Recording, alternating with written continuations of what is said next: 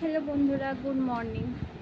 নতুন আমরা একটা বিষয় দেখলাম যে সুপ্রিম কোর্ট থেকে আইন দিয়েছে যে শিক্ষকদের বিশেষ করে 2016 সালের প্যানেলটা পুরোটাই বরখাস্ত, মানে বাদ দেওয়া হয়েছে কারণ দুর্নীতি হয়েছে।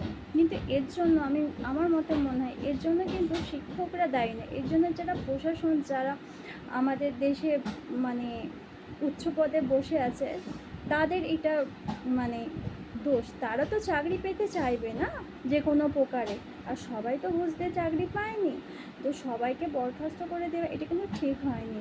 কিন্তু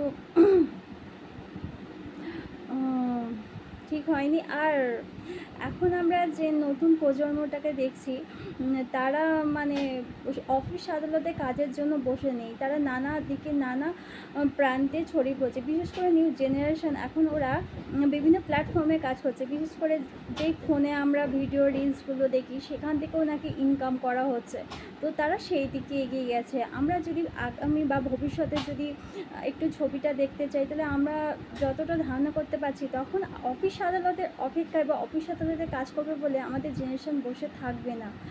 অতএব যারা শিক্ষকতা করছে তাদের চাকরিটা যেন ফিরিয়ে দেওয়া হয়, আর তাদের অভিজ্ঞতা আছে তবেই তো বাচ্চাদের পড়াচ্ছে না। তো এইভাবে কাউরি চাকরি নিয়ে তার সমস্ত কিছু নষ্ট করে দেওয়াটা আমাদের প্রশাসন, এটা ঠিক হচ্ছে না। তো তাদের চাকরি তো ফিরিয়ে দেওয়া দরকার, তাদের অভিজ্ঞতা আছে তাই তো তারা পড়াতে পারছে না।